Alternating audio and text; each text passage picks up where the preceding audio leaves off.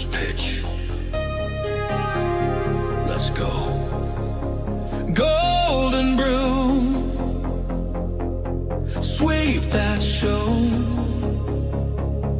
From the chalked up lines to the roaring stands, every dugout story living in our hands. Cody calls the count, Chris breaks down the play, talking dirt and glory every single day.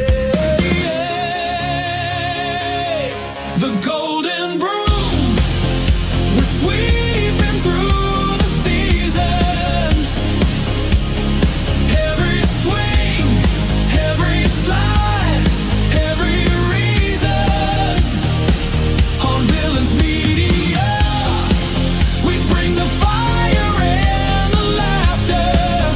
Proud college baseball backers, the golden broom. Yeah, we're sweeping ever after.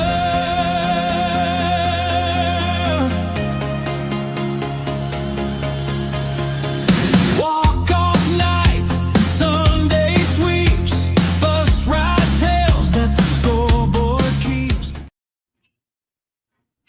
Welcome in to the Golden Broom Podcast. I'm your host, Cody Slavinsky, joined as always by Vandy Chris. And tonight, I really don't know what we're going to talk about, but we're here, we're happy, and it's almost baseball season, less than 2 weeks away. Chris, how you feeling, man? Well, it's Tuesday night. There's a big ball game going on in Nashville, Tennessee. We could say there's a little B2A action going on. I'm excited about that. I'm excited that a short quarterback had the play of the day at the Senior Bowl. You mean the 6'1" quarterback from Vanderbilt? he It's was actually never listed. 5'9". He was never listed at 6'1". I thought he was. No, he was listed at 6 foot. But I mean, that's still a lie. okay, so if we're gonna go that route, let's talk LSU listing your boy Garrett Nussmeier at 6'3" and him only being 6'1". A lie that's is a because lie. His core A injury. lie. He can't straighten all the way up. Stop it. A lie is a lie. Mr. Cholowski will agree with that. I'm not sold. Oh, come on. They made it to Omaha and they return everybody. It gets no better than that. Vanderbilt would have made it to Omaha with their regional and super. But they didn't. We didn't have their regional and super. We literally had the hardest regional. Yes, the midget. The midget who was so short that he had a Heisman campaign in the SEC. That being said, for a 5'9" quarterback, well, actually, no, I'll round it up to 5'10". We'll give him that. Yeah, eighth of an inch ain't gonna hurt. Nah. You know, honestly, he had a hell of a season. He had a hell of a career. I mean, he did things that kids dream of, essentially. Mm-hmm. What was I saying?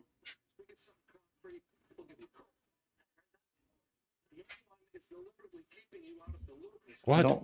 I don't know. Don't understand. I do not comprehend. But we appreciate you watching. Yes. But no, I want to address Terry's comment. So let me tell you why. So today I went onto X and I went to Grok and I was like, you know what? I'm gonna have fun with this. So Brian Buckeye Stats, who I've done shows with before, and he's fun to work with. He's come up with cool formulas to predict sports game outcomes. Well, I took some advice from him previously that he had mentioned. And anyway, I went to Grok and I went and entered in correct factual information without doing any kind of bias whatsoever. I basically used the prompt of Grok. Please go to, I said, D1 baseball. I said college baseball central. I said 11.7. Like I started just naming just college baseball sites. I said, examine the data and give me your Omaha 8. And so it did. And then I put in my next prompt. I said, of your Omaha 8, Who are your two teams playing for a national championship, and who is the winner? And let me find it, and I will read to you exactly what it said. I already know you're going to say it says LSU beats UCLA in the national championship. Probably. So they pick their Omaha 8 is UCLA, LSU, Mississippi State, Texas, Georgia Tech, Arkansas, Tennessee, Coastal Carolina, with honorable mentions to Oregon State, Louisville, North Carolina, Auburn, and Texas A&M. So their national championship pick, as Chris said, LSU, UCLA, and they picked LSU to win it all. I'm like, okay, it's fun to see an AI take. I really enjoy the AI take. Obviously, AI does not mean it's going to happen or be real or anything like that. But the teams it picked are not bad. But I have one problem. The odds of all 8 of those making it are slim because I think some of those teams on there are in. I mean, let's be real. The SEC is such a cluster this year because there's so many respectable teams in the SEC this year that there's going to be some not so good records coming out of that conference, whether we like it or not. And that's going to mean that some of these teams in the top, this Omaha 8 right here, are probably going to play each other before Omaha. Say it right. I corrected myself. It's so hard to not say it the other way. Can I tell you what crazy talk is? Sure. Crazy Talk is last year's #1 national seed, returning 5 out of 8 position players. Okay. The best pitcher in the SEC, Connor Fennell. I mean, he wasn't looked at too favorably in the All-American voting, which is wild. But to be fair, he wasn't a consistent starter the whole year. He was an everything pitcher, so I get that. But to not even have them in the top 10, that's crazy talk. Yeah, I mean, I get it. I do. I mean, Mississippi State at 3. Come on. All right, so here's my take on Mississippi State. Mississippi State showed a lot of potential last year. They did, but they still were not where they needed to be. I understand that they brought in some good dudes. They had some good dudes returning to the team. Like they've got a good foundation for Brian O'Connor. But the problem is that's the definition of overrated right there. I'm sorry. You cannot put a team that high in the rankings before they can prove themselves. Now, is there a chance that State could be that good this year? Absolutely. There's no denying that they have the potential to be a very, very good team. But ranking them that high now, that's a little much. Top 15, I'd be okay with that. But top 5, I'm like, I just don't know so much about that. Or we could go another route with highly overrated. Who dat? Let's take a team that lost their best pitcher, their leader in home runs, first baseman, their 3-year starter in center field, their head coach, and 9 players in the portal being ranked in the top 10. I will say the pitching staff at Tennessee does make me nervous. It does. After what they showed us last year, absolutely. Now, I think Tennessee will be fine. I do not think that they will be on – I don't think their run of dominance will continue this year like it has the last few seasons. Like, it's a different team now. It's 100% different team. Now, don't get me wrong. I think they're going to be very competitive. They're going to be tough. They're going to be hard to beat. But I think that they're still like – they're a year or two away from being back to good if it works out. Let's look at what they got coming back. Cool, you got Levi Clark coming back. Mm-hmm. He got benched during SEC play because he was so bad. Yeah. I mean, what gives me pause to say, hey, this kid's going to be pretty good this year when we don't have any evidence to support it? That's fair.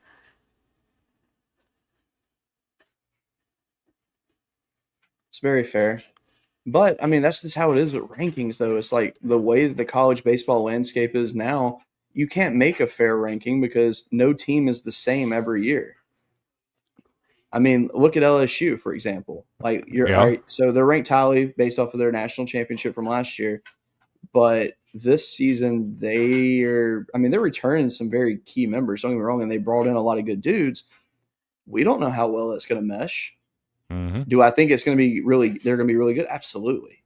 And that's taking my blinders off. That's just me being real. Like they really filled in the holes with some really good talent. Getting Zach York to come in from Grand Canyon, that's a good replacement for Bear Jones. He doesn't strike out. Bear Jones struck out a lot, and I love Bear Jones, always will. But I mean, but who's to say? Like we don't know. Who's to say that some of these smaller schools didn't bring in that talent to get them over the edge? I tell you, a Mm-hmm. team that you're gonna hate what I'm about to say. By the way, I already know where you're going. actually, tell me where you think I'm going, then I'm gonna tell you where I'm going because I don't think you know this one. I do. You're going to say Arkansas Little Rock. No, no, no, no, no, no, no, no, no, no. No, I think they're a team you have to watch out for because, good God, they're dangerous. But no, the team that you really need to keep an eye on this year is Kentucky. And I know Stop you hate that. it. I know you hate that. I know you hate it. But listen, and I'll tell you why. Go look at their roster of who they brought in the offseason. They've got a very good pitching staff. Very good.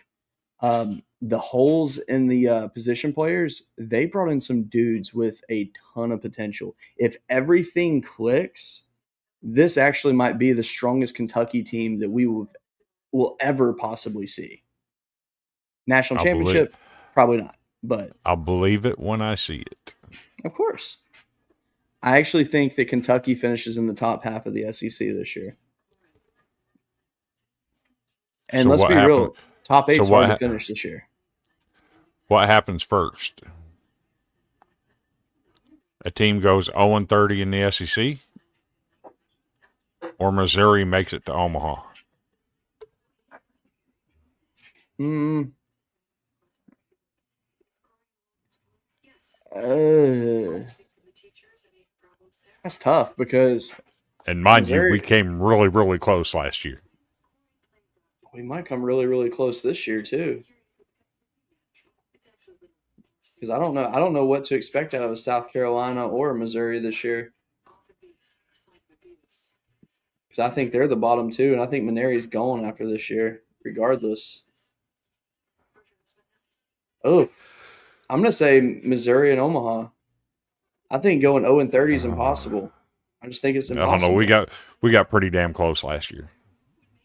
Exactly, and it still Pretty couldn't damn happen. close. Last year's the year it should have happened. Missouri was so far behind on baseball, it wasn't even funny. They should have went 0-30, but they didn't.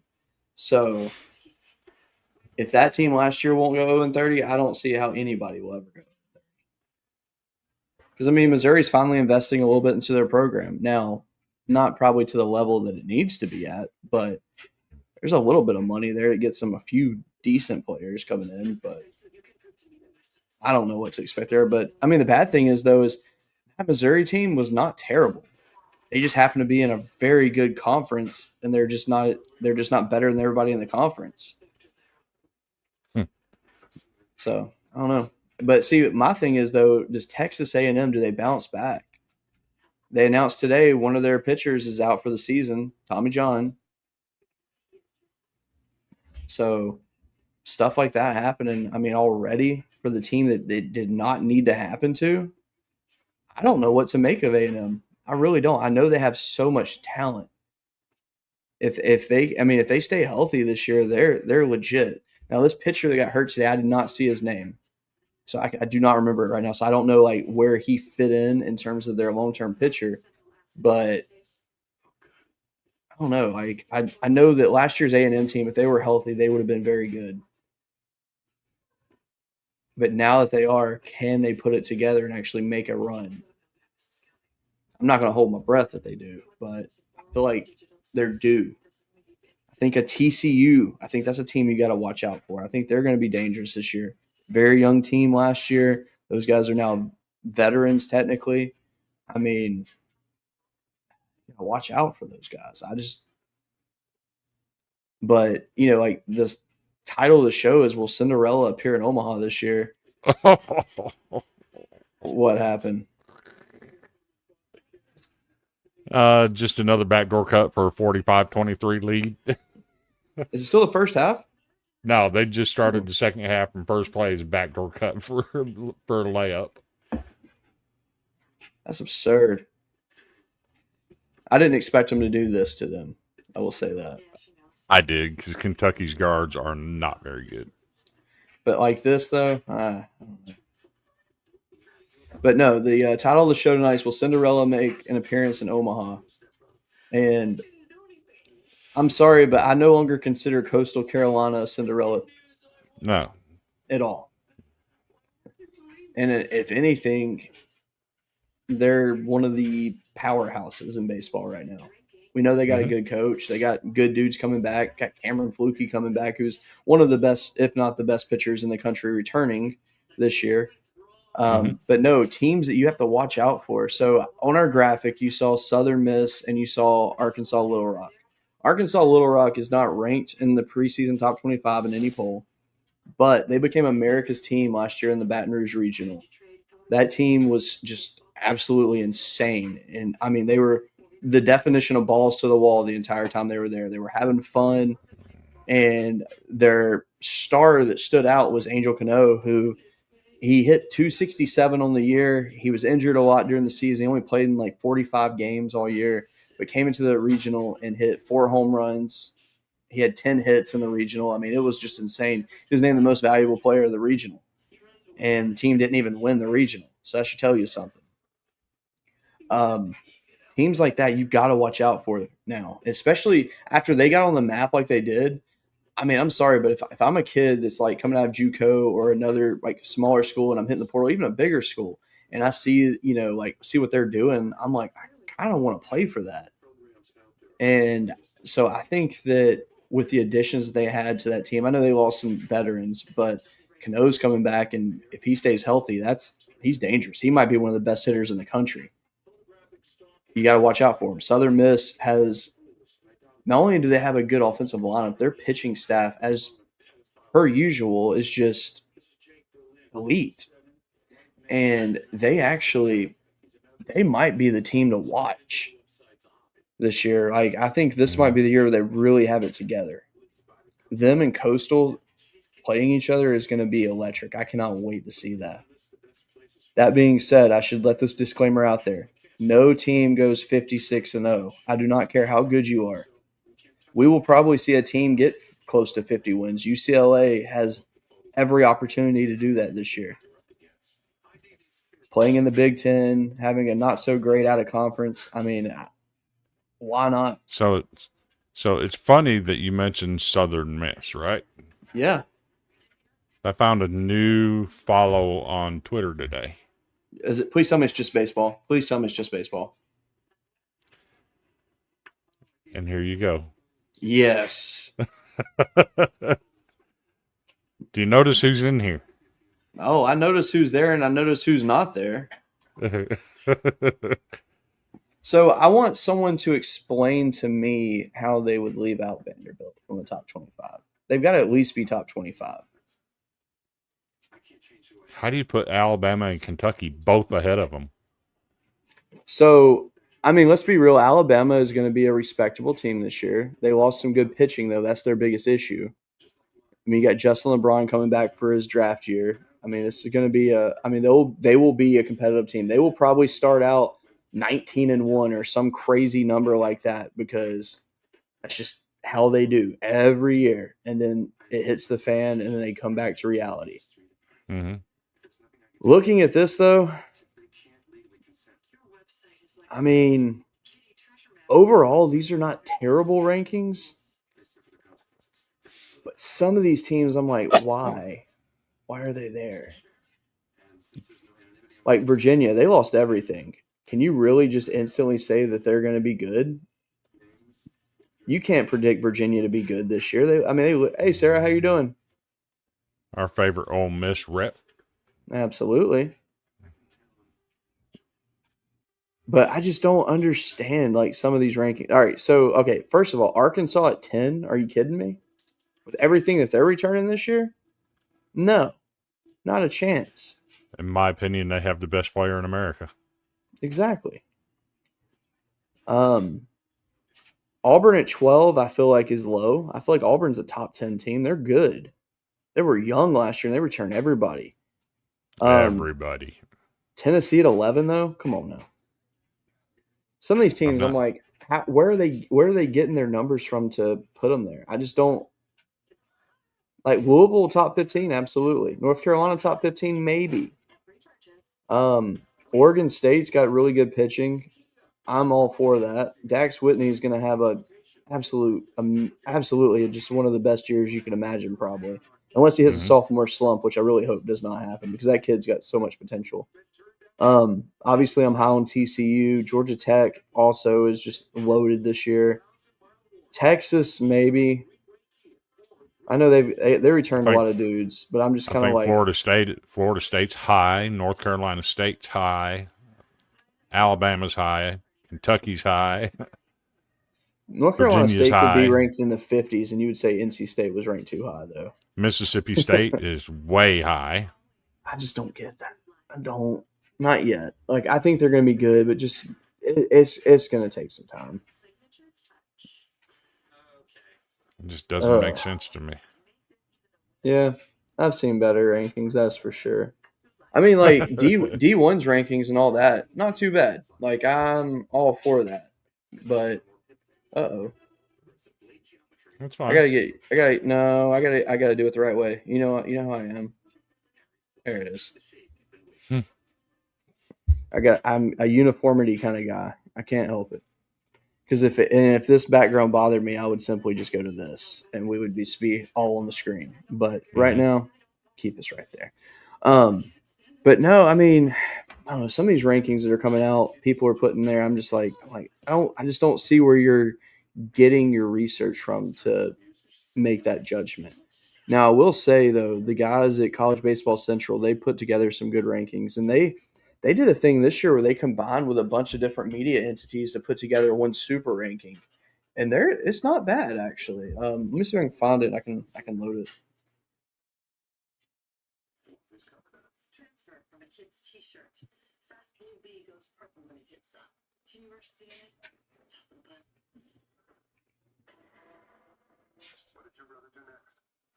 Let's see.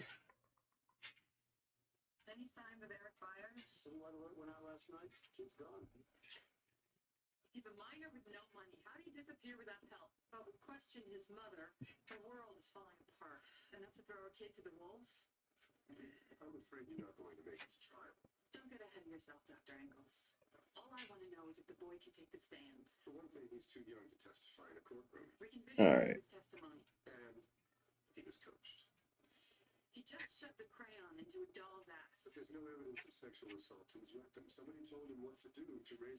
Give me 1 second.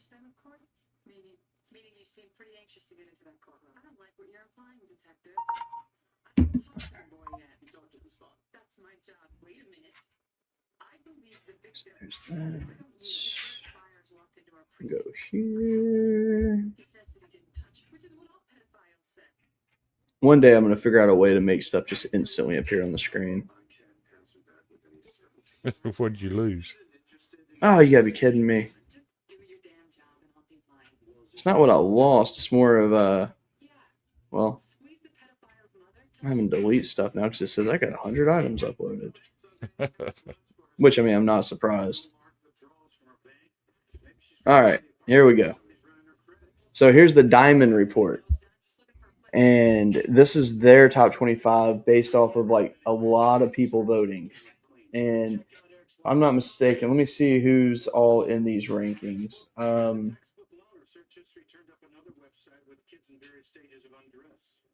11.7 is there. College Baseball Insiders, College Baseball Central,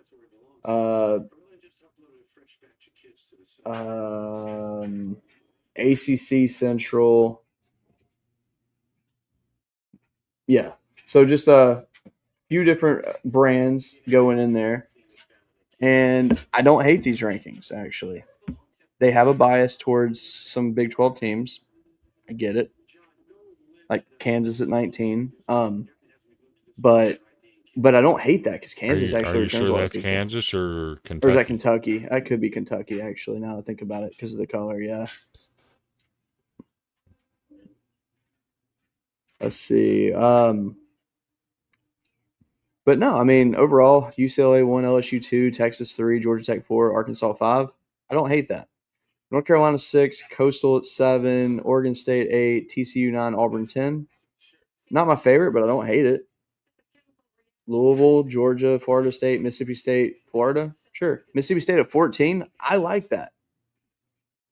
It's a fair ranking for them. I'm not sold on either Florida or Tennessee being ahead of Vanderbilt, though. That's fair. And that's not my black and gold, my gold colored glasses. We smoked Florida at Florida last year. We smoked Tennessee, winning 3 out of 4 against them last year. What puts them ahead of us? The one thing that I will say for Tennessee, I can't really say it for Florida because Florida is that team where I just have a big question mark around them right now. I don't know where they stand because, I mean, with all the stuff that happened, in their internally, Yep. it was a lot. But Yep. Tennessee, though, the one thing I will give them is that, they did bring some good dudes in. Like, there's no question about it. But They lost 9 guys in the transfer portal. They lost their head coach. They lost their first baseman. They lost their center fielder. They lost their best pitcher. What puts them ahead of Vanderbilt? That returns 5 out of 8 position players. honestly, I think Vanderbilt's not getting respect because the last few seasons, they just have not performed where they should. In the regionals. Yeah. I mean, they just have not finished where they need to finish. I mean, let's be real. Last year, number 1 overall seed, didn't make it to Omaha. Serious question, because I don't know off the top of my head. When was the last time Vandy was in Omaha? 2021. That's in this era. That's not good for them. Okay, so let's take a look. Let's take a look at their last 2 regionals, right? Mm-hmm. Number 1 overall seed last year had the number 1 hardest regional out of everybody in the tournament. Mm-hmm. The team that won our regional was in Omaha. Which was? That was Louisville. Okay. The year before that, we go into the regional with in a win or go home game with half of our starting lineup playing injured. Literally, Yeah. we had our catcher playing on one leg. Yeah. We had our second baseman playing with a busted face.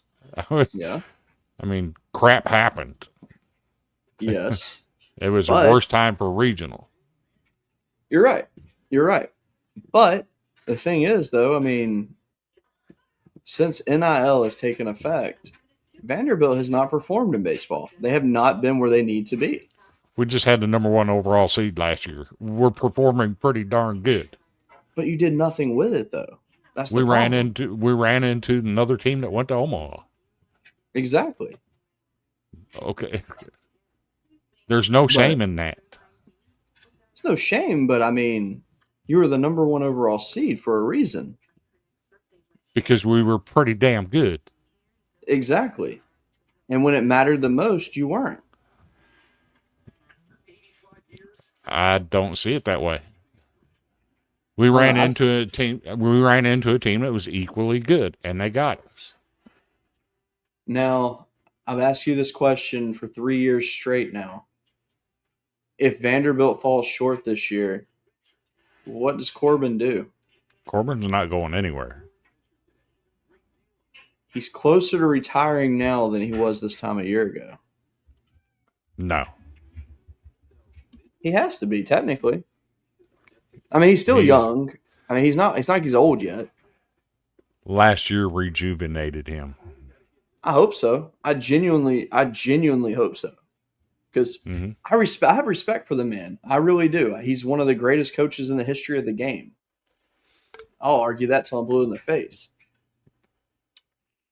But just, I don't know. I just feel like Vanderbilt just hasn't been that dominant team that we're used to seeing. I want to see something change. I want to see, honestly, if Vandy wants to make a statement, take 2 or 3 from LSU at home. Do it. Sweep them. Assert your dominance early. Didn't we win the series down there at LSU last time? Yeah. Okay. What This says year we is can't? different. What says we can't? No, nothing says you can't. I mean, you guys have everything in front of you to do it. Oh, by the way, we shortened our right field too. I saw that. Which, I mean, I don't have a problem with that. But and there's a reason for that. I'm assuming it was a space situation more than anything. That was a 9 home runs in Knoxville situation. And Tim Corbin said, okay, I'm done playing this game. And brought right field in. Yeah, I mean, I like how they did it. You raise the wall 2 feet, bring it in a little bit. That's fine. I mean, hey, it's still bigger than Knoxville, so there you go. Yes. Just know that if you want to, and it's getting a huge ass makeover too. Exactly. When is that going to be done? By the way, sometime in 2027. No, I mean that's fine though. I mean, it took their football stuff to be done. It took it quite a while, but when it was done, it was beautiful. Yeah. And hey, last time they had a stadium finished and ready to go, their football team did really good. So maybe baseball follows. I suspect we're going to be pretty damn good this year. I mean, we'll see. I mean, do you think y'all are Omaha good this year?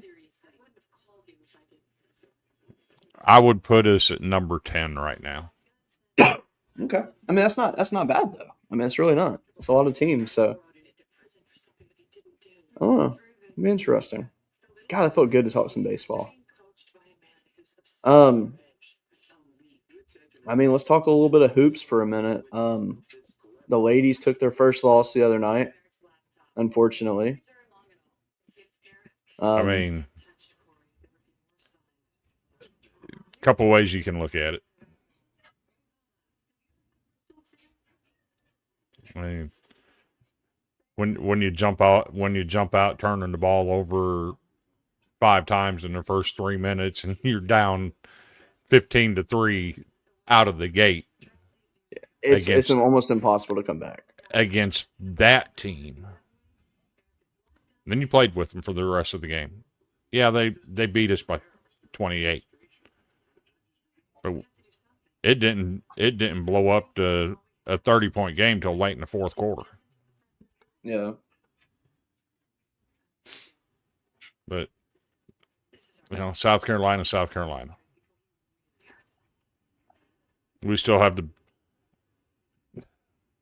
call me biased, whatever. Because I know there's Sarah Strong. I know there's Beers at Oklahoma. I know there's the lady from Texas. Call me biased. I think Michaela Blake's is the best player in the country. I mean, she's pretty fantastic. It's hard to argue that one.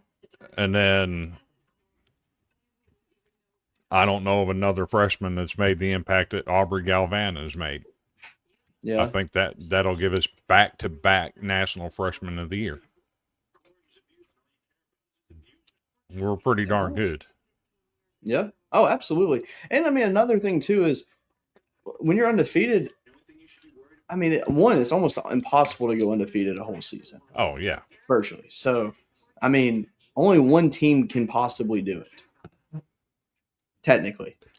But no, I mean, I would rather get my loss out of the way now and just focus on the rest of the year and have that off your back. You don't have to worry about it anymore. Because, I mean, let's be real. February, it's a hell month for Vanderbilt ladies. Oh, it's hell for the next 2 weeks. Yeah. For us. Yeah, because you got what?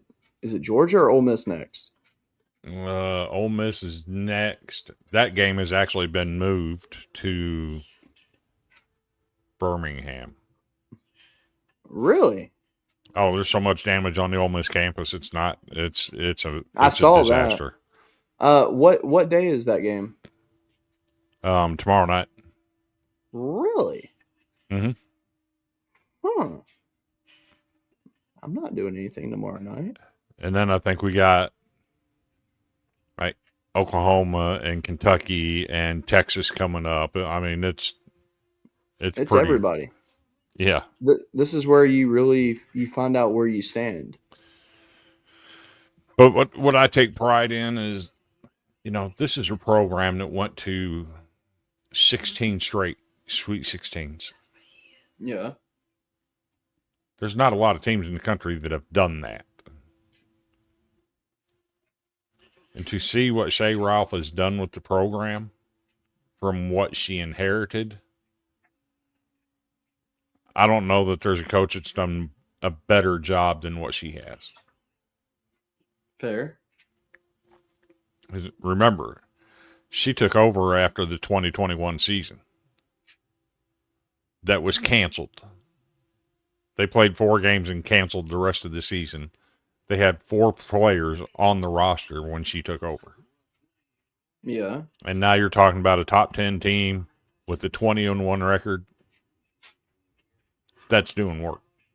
And she's done well enough work that the dean of women's basketball, Gino Oriema, spent 5 minutes talking about Vanderbilt women's basketball the other night after beating a top 20 team. Yeah. So you've earned respect. Yeah. What I don't like, and I'm going to go Diego Pavia here for a minute. What I don't like is the pollsters. Get a grip, people. Yeah. There's no way that you can rank LSU ahead of Vanderbilt after we've done beat them and have a better record. You're ranked ahead of us. Talia Goodman doesn't have us ranked ahead of you. That's one person. That has like 15,000 followers. I mean, to be fair, To be fair, we nothing. beat LSU. I'm saying followers don't mean anything. I 100% think Vanderbilt should be ranked ahead of LSU. There's no, We should be. There's no argument or debate to state otherwise. Yeah, LSU beat Texas. Congratulations. That's a fantastic win, but we didn't beat Vanderbilt, and Vanderbilt's got a better record than us. So, I'm okay with that. Correction, Cody. In the coaches poll that came out today, LSU 5, Vanderbilt 6. Oh.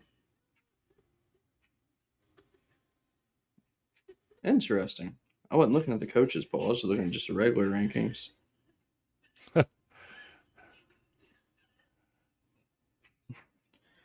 So, hold on. Let me dig into this real quick. Let me see what LSU's done recently. They beat Texas, beat OU, A&M, and Florida. Florida's not a big win. Yeah.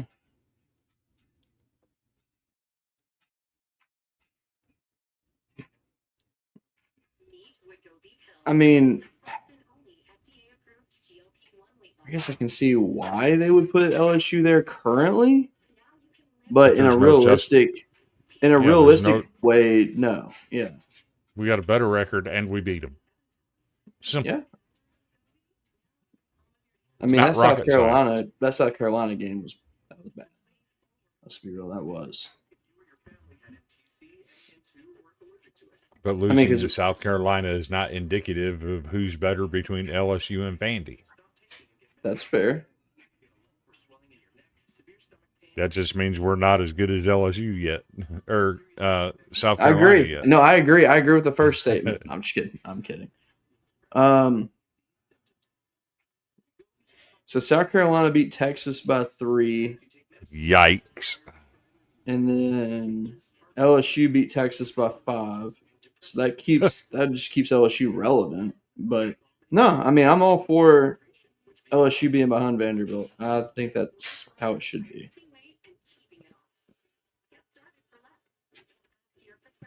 Now I do have a question that's not college related. Today, Bill Belichick was not on. He was not. He is not a first ballot Hall of Famer for the NFL. What are your thoughts? Diego Pavia. What? That's my thoughts. Diego Pavia. Why?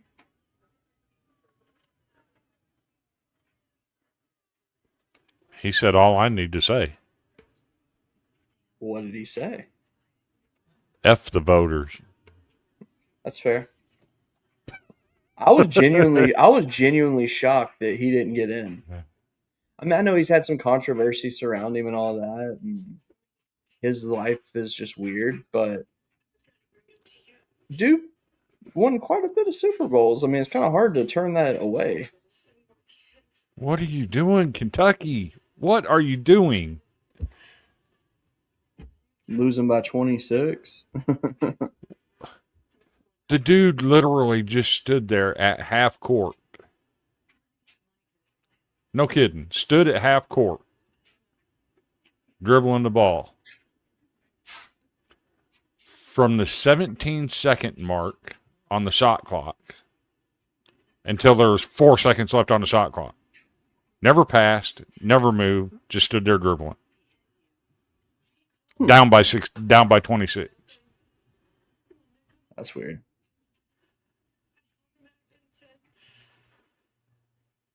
I mean, let's be real though. You're not going to win a game against a team that's shooting almost 50% from 3 and hit 9 threes already. Like that, you're just not going to recover from it. And to that point, if you look at what happened with South Carolina yesterday, we shot 43% from the field. Wow. We hung with them on the boards. They had 5 more rebounds than we did. Okay. I mean, we played with them. The problem is they shot 64% from the field. Yeah. And I mean, to be fair too, Vanderbilt has 20 points off of turnovers tonight versus Kentucky's 6. I mean, that's kind of hard to top right there. When your guards are ass, that's what happens. All right, so this next subject is going to be brought to you by Kentucky men's basketball. In 2 weeks, actually, no, technically 3 weeks, we'll be bringing back the Dirty Jocks Award. We're very excited about that. Dude, Hey. I got to fix that graphic tonight. What graphic? I'm going to borrow the trophy and... Oh, yes. Please do it. Please do it. All right. So, right now, while we're here, I want to say a couple things to everybody while you're watching because we got a few people in here. So, I know it's not showing our Facebook viewers, but I know we always get quite a few of those. So, let me pull this up real quick so I can read it because I haven't memorized it yet because I'm just not that good at memorizing stuff instantly. But all right, so first off, as you see at the bottom of the screen right there, head to ChinookSeedery.com. Use promo code Golden Broom for 10% off your purchase. If you're the one that keeps making the random purchase every month, again, please reach out. Nobody's reached out to me yet. I just want to know who you are and say thank you. Because we had another one the other day, and I'm like, all right, this is awesome, but I want to know who to say thank you to. But we have a new sponsor for the show starting tonight. They're called Sport Drink. Essentially, they're like Gatorade. So the difference is, though, they don't have the microplastic. They don't have all the dyes like you see in your regular sports drinks. It's a powder form. You put it in your water bottle. You shake it up. You drink it. You enjoy it. They have lemon lime. They have water 2, which is basically there's no flavor to it. But it's got all the minerals and vitamins that you need in it. They have one that's like a strawberry cream that you drink before bed, and it's supposed to make you have better sleep. But they have a special flavor, Baja Blast, like Mountain Dew. So yes, sport drink. Go check them out. It's sport-drink.com. And for some reason, the promo code says use my name. But if you click the link in the description below, just go from there, and that'll get you there. But it's a nice size can. I think it's 40 servings that come in a can, or is it 30? It's one of the two. But either way, it's like $40 for a can. You get 10% off, so you spend like $36, but it would last you a few weeks. And from all the reviews I've seen, it's actually a solid drink. So check them out, Sport Drink. Pretty excited to partner with them. I don't really know much about them. I just know that they've had a lot of traction lately. So very happy to be one of the few that are representing their brand.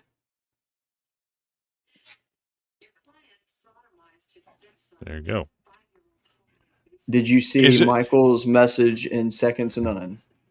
Is it good for teens and preteens?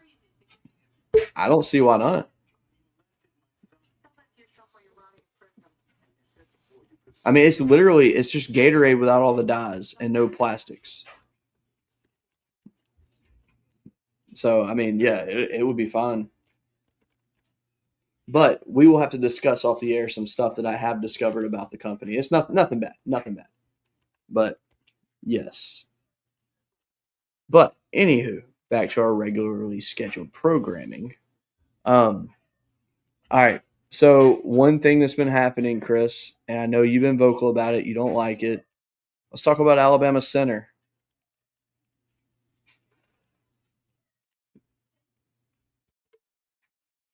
What do you want to know about it?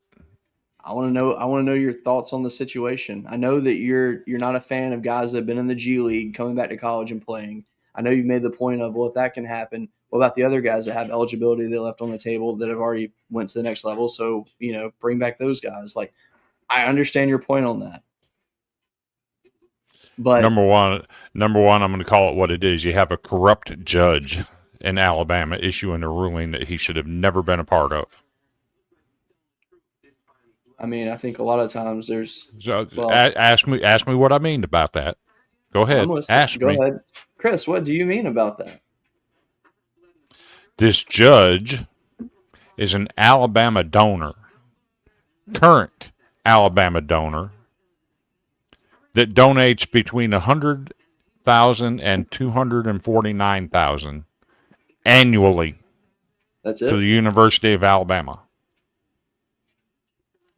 When this case came before him, since he has a vested interest in Alabama, he should have recused himself. That's fair. By not doing so, you have a corrupt judge.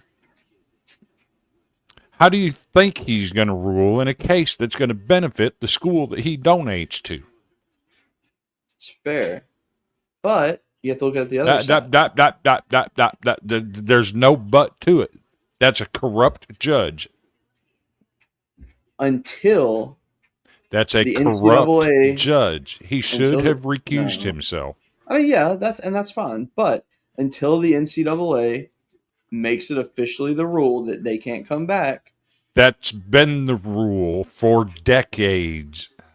Then why are there multiple players currently playing college basketball? Because they're European players that did not play in NBA. The NCAA rules specify the NBA. Okay, the G League is not the NBA. It is a minor league system of the NBA. And when you declare for the NBA draft, you forfeit any eligibility you have left. That's been the rules for decades. So, and I guess another thought process is, do you think the NCAA needs to go back and re-examine their thoughts on kids going straight from high school to the pros? No. Because that is the current talk about college baseball right now, is they're talking about all kids go to college. I don't think either one of them need to change. That being said, if that did happen, could you imagine the college baseball landscape? Andrew Jones would be at Vanderbilt right now. He would be. I mean, And could you? nobody would want that because Vanderbilt has an unfair advantage when it comes to recruiting, according to everybody else.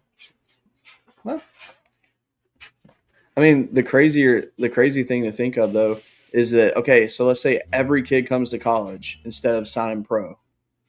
So you're going to see a lot of the kids that are these hometown kids that are maybe like ranked like between a 7 and a 9 on these websites. I That- love the comment coming from somebody who knows. No, I mean, I'm fine. I'm fine if it doesn't change. I think that kids should be able to make their choices. But my thing is, why does football not let you do that? Because your body's not mature enough. Says who? An 18-year-old body is not mature enough to take a hit from a 24-year-old. I've seen some running backs coming out of high school that I think would have been better in the NFL than they would have been in college. That's a tough one, man. But That's a different. if they did that though, I mean, you wouldn't be able to. It wouldn't be just the NFL. Like other leagues would legit have to start growing because It's the physicality when it comes to football. no, I mean that's fine, and I'm fine with that. Okay, this is one I don't know the answer to, so you're gonna have to correct me. But women's basketball, high schoolers, do they go pro out of high school? To my knowledge, there's never been one. Okay, interesting. Because the WNBA never existed before. And it's True. never been broached since then. I gotcha. But That's a fair point. Also, shout out Xavier, man. I'm Yeah. happy he's on here tonight. You I'm know loving what? that he's watching. Since he's here, hey, if you're watching the show, please go buy Broken and Built. Check it out on Amazon. Get it. One of the best books I've ever read. Please go check it out right now. Like seriously, Absolutely. it will change your life. Absolutely amazing story from an amazing young man. Amen to that.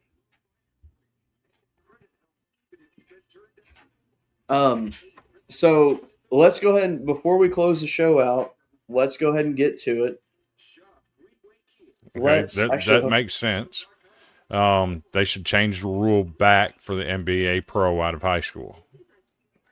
I can get with that because that is a physical league. It is. Man, we appreciate you, man. And also, hey, I started working on your commercial the other day. I'm excited to get that to you actually the next few days. I'll be traveling over the next few days, so I'll have a little bit of time actually on my hands to finish it. But I think you're gonna like what I put together, to say the least. I can't wait. But yes. But this Betty Yako thing it's absurd. Like I said, you have a donor judge who ruled on a case that he should have recused himself from. Yeah, I mean, I think that's fair. I agree with you on that. I mean, I'm very curious to how they're going to rule once the NCAA official can get down there due to the weather. Because I know he got a 10-day extension so he can keep playing, but I don't know. It's going to be interesting to follow. My opinion is the NCAA ruled him ineligible. He knew the rules when he declared for the draft that once you declare for the NBA draft, if you sign with an agent, you forfeit all eligibility. Now, and that's one thing what I he will did. say, I do think that like once the NBA draft is said and done, I think that those players should get a chance to go back to their school for sure. Though I am all If for they that. don't get drafted, sure. Yes, because that's a hard thing, like just to declare for the NBA draft because there's not enough draft slots. So at that point, it's like, I mean, you can make more money in college at this point. But I'm not the connoisseur of hot takes for no reason. That's true. Hey, give me 2 seconds. Lincoln But- got new glasses today, and the damn cats destroyed them. Hold on.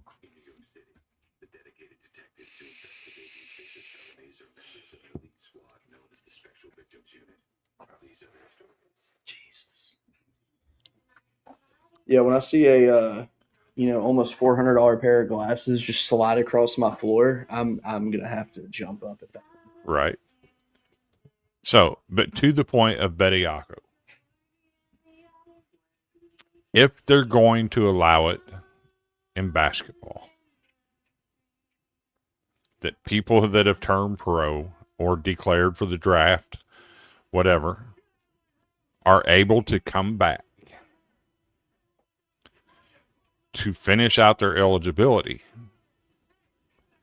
you have to do it in baseball. You have to do it in soccer.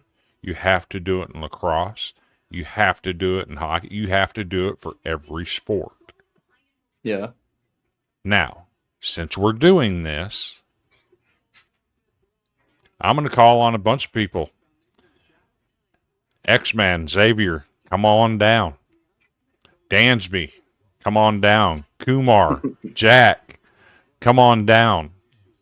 All of the players, Kyle Wright, that have left Vanderbilt and still have eligibility left and went to the major leagues, come on down. Come on home. Play your last season of eligibility. I'll take Bregman's teams. Let's go. Bregman, please. He wasn't even the best shortstop in the SEC when he was Don't even start with me tonight. Don't even do it. I don't have time for that argument. Who was the best shortstop in the SEC? Alex Bregman, for sure. Stop it. The GOAT, Stop man. it. Nah, let's be real for a minute. That was one of the funnest seasons to follow in baseball with those two. Oh, it was fun. It really was. Xavier agrees with me. He says Dansby. Dude, Dansby's one of the best I've ever seen play college baseball. I'll never deny that. The fact that him and Bregman played at the same time still is just crazy to me. What's crazy to me is his freshman year, he rarely played. And when he did, he was a DH. Yep. And then his sophomore year, he was the second baseman. And he didn't play shortstop but 1 year. Yeah. That's crazy. It's crazy. But hey, let's that team was loaded. It was. It really was. Let's wrap this thing up by talking the Super Bowl. He broke his foot his freshman year. Okay. Yep, broke his foot his freshman year. It sucks. Yeah, I wouldn't want to do that. So we had the Patriots and the Seahawks rematch, technically, of a Super Bowl. When, you probably should have ran the ball instead of throw the ball, but, hey, things happen. When you have Marshawn Lynch, who is guaranteed to probably run in a touchdown on that play. But it's something we'll never know. Obviously, it's not the same teams. These are nowhere near close to the same teams that they were then. But here they are meeting in the Super Bowl years later. Which, I'm sorry, but if I could, I would. If I were the Seahawks, I'd say, "Hey, Marshawn, come on, let's just sign on with us for the Super Bowl. Get your moment." Even if he doesn't even play a snap, just let him be there in a jersey. But no, I like the matchup. Sam Darnold is a good quarterback. Drake May is a good quarterback. I think this is a chance for one of those guys to finally go to elite status. Darnold's due for that. He's been a guy that's had a very rocky road to this season, leading to this season. Then this year, he's been one of the best quarterbacks in the league. He's also got, Jackson Smith and Njigba. How do you say his last name? I've never been able to pronounce that. Njigba. Okay, good. Okay, I thought I had it right. So the funny thing about him, when he was in college, he was highly touted out of high school. In college, he never really broke out because he was hidden in the overshadowed. shadows. Yeah. Yes. But I think he was the best of the bunch, though. He was. I think it was more of a, marketing thing than anything. And maybe even a quarterback favoritism thing. I mean, because let's be real, he's better than Marvin Harrison Jr. I don't care what anyone says. Yeah. He is. But he's come onto the scene as a rookie, and he has really stood out. He's finally got his chance to be the guy, and he's shown that he is the guy. And now, the Seahawks are looking good. Patriots, on the other hand, they have a lot of targets for Drake May. So it's not really like that one guy that sticks out. That being said, shout out Kayshon Boutte, who is, really breaking out this year. I mean, he didn't have like a top 15 receiver year, but So, he had a very respectable year, and I'm happy to see it. I'm still angry at LSU. Wow. He was originally a Vanderbilt commit. Kayshawn was? Yes. Really? He was originally a Vanderbilt commit. It wasn't until halfway through his senior year he decommitted and committed to LSU. I never knew that. Oh, yeah. Interesting. Like, that's He's like his junior year, he was like a 3-star. I mean, that makes sense. Because I know he really burst onto the scene like late. I knew that, but I never knew that he was with Vanderbilt. That's interesting. I'm pretty sure that's the receiver that it was. One of your stud receivers committed to Vanderbilt originally and then decommitted and went to LSU. I'm pretty sure it was Kayshon Boutte. It's Boutte, however you want to pronounce it. Right. I'm pretty sure that's who it was. Interesting. I'm going to research that one after the show because I'm now genuinely curious on the story on that one. But no, so I mean, both teams, respectable teams. They both got solid defenses. I mean, we're not here to really break the game down, though. I mean, what do you think? So the first thing I want to say is to all of the people out there that want to talk trash about the Titans firing Mike Vrabel. Best thing that ever happened. My whole take on that is shut up. This guy, his last 24 games with the Titans, he went 6-18. During a season in which his team went 6-10, he went and sat in the owner's box of a rival team.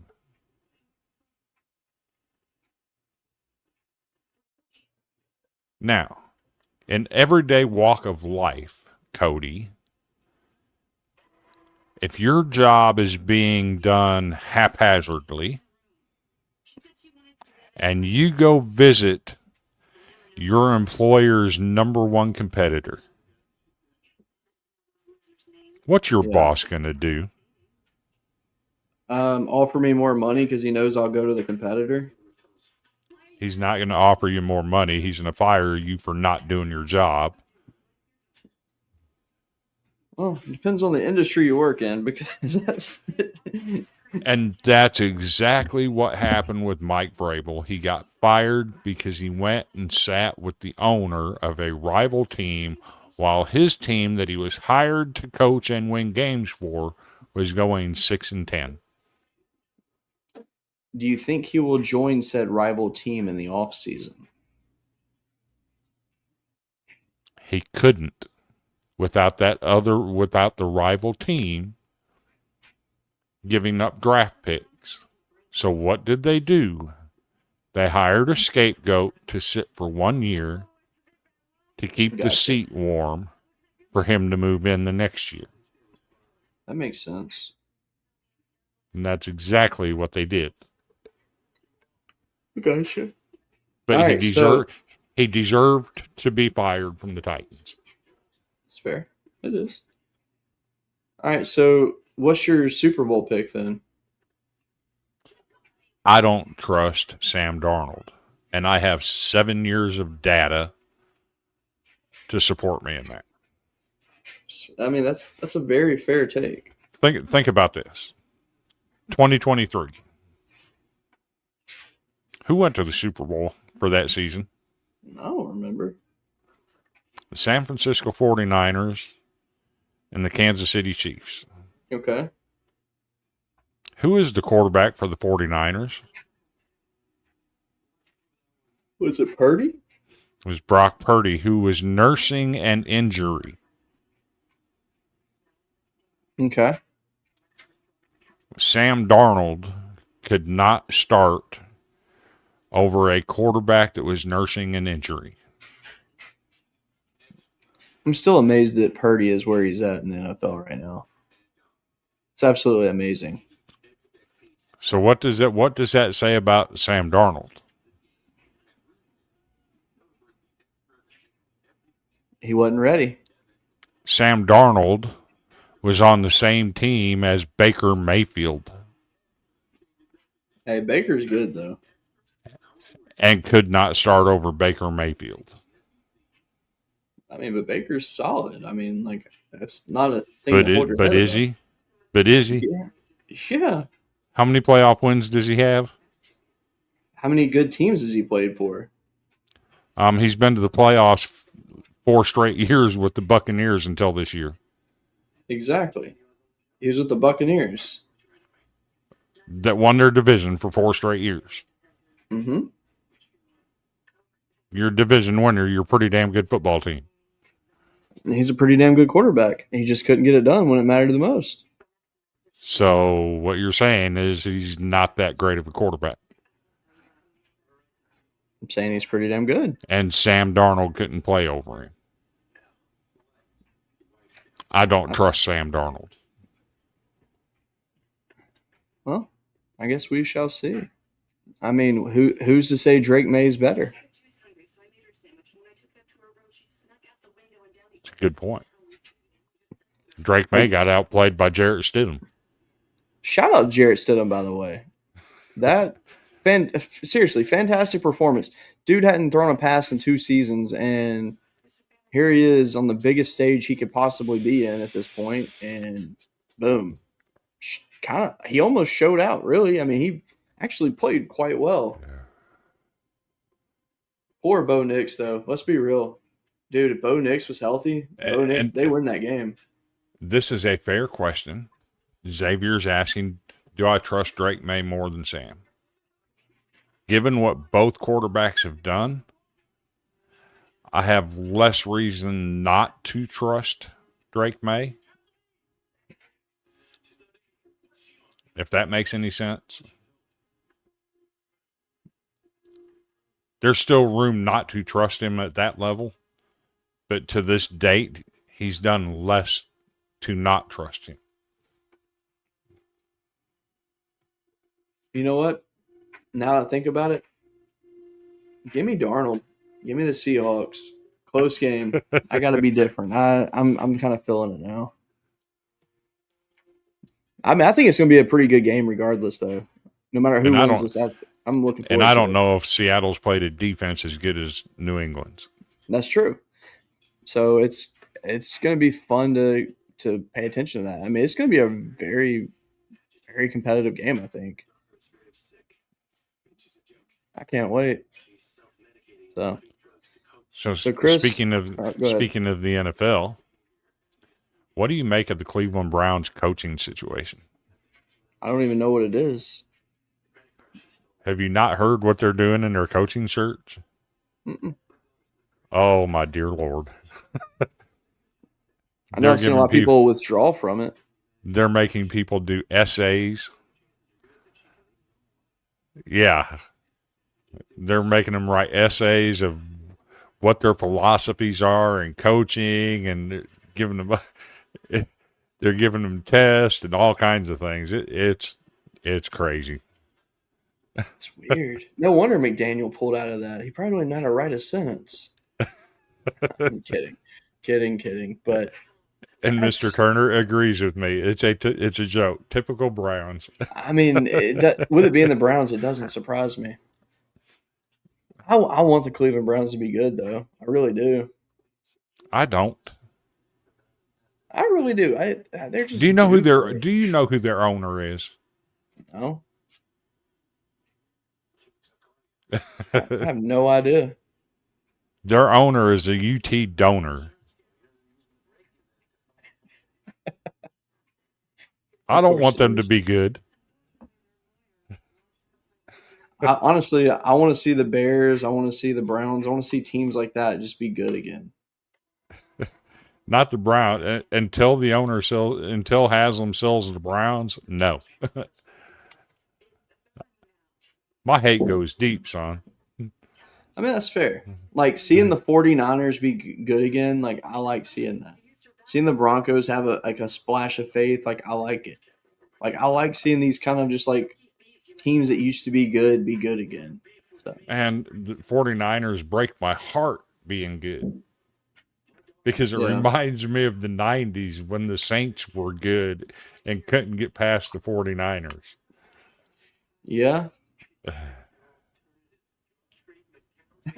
I'm so glad he just asked this question. So first of all, I want to say I'm actually happy that he got the call for it. You know, I like Stop Shador. I mean, no, it. hold on. Let me tell you why. And I'll say this is the only reason why is because let's be real. He got shafted in the draft. I to this day still believe that. And him getting like some kind of redemption story. Look, he might be the flag football MVP this year, and I'm happy for him for that. And let's be real. Nobody cares about the Pro Bowl anymore. Unfortunately, I don't know. They just killed the vibe of it for me. When it went to like flag football style, I'm just like, So here's what's messed up about the NFL. You got a guy like Shedeur Sanders going to the Pro Bowl who didn't play for half the season. But yet you got a guy that the only rookie that played in every single NFL game this year. All 17 games. The only rookie to do it. Wasn't even one of the top 6 NFL rookies eligible for Rookie of the Year. who? Cam Ward. Oh, The only one to play in all 17 games, and he's not eligible to win an award. Make this stuff make sense. but yeah, I mean that's fair. But he also was not going to win it. He probably wouldn't win it, but to not be one of the top 6. He's the only one that played in all 17 games.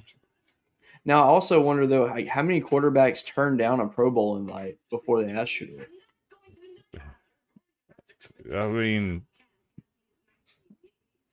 all of them. I mean, because that's the thing.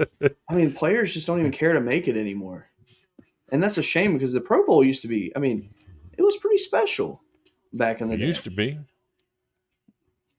I don't know. One day maybe it'll be good again. I hope so. But right now, like, don't get me wrong. I like seeing like quarterback challenges and stuff. I do, but I don't know. It could be better. All right. It ain't what it used to be. True. All right, Chris, give me your final thoughts for tonight because I don't know if you've noticed, I've yawned about 26 times in the last 5 minutes. I can barely keep my eyes open. My final thoughts. First pitch, February 13th. I'm ready for it. Super Bowl. Probably won't even watch it. Don't have a care in the world. You'll eat good, though. I will eat good. My roommate will have a feast. Of course. As always.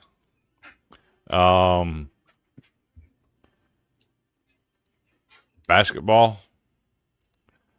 Let me find this final score real quick. I hope it's over by now. I'm pretty sure it is. Oof. How bad? Vanderbilt 80, Kentucky 55. Oh. Oh. That's painful. Ended up with 28 points off of turnovers. God almighty. Their guards are not very good.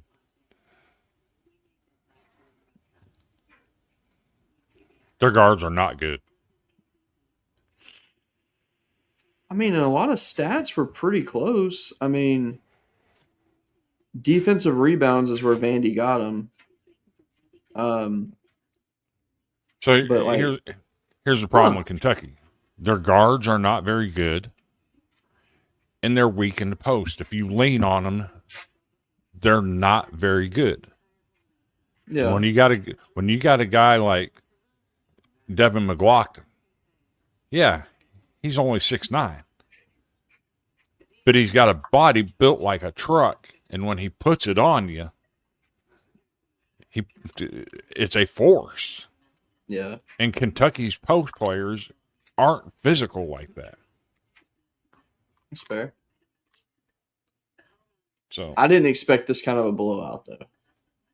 I thought Vandy would win the game, but I did not expect it to be like that.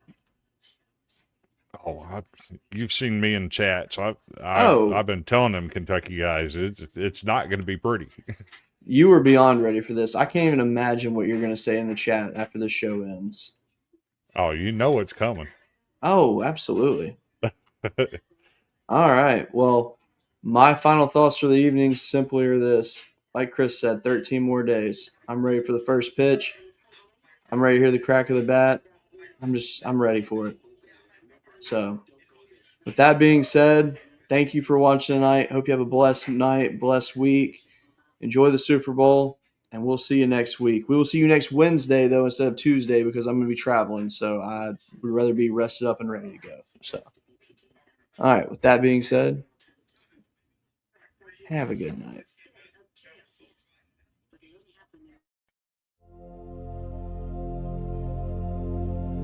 Turn it up. First pitch. Let's go. Golden brew. Sweep that show. From the chalked up lines to the roaring stands, every dugout story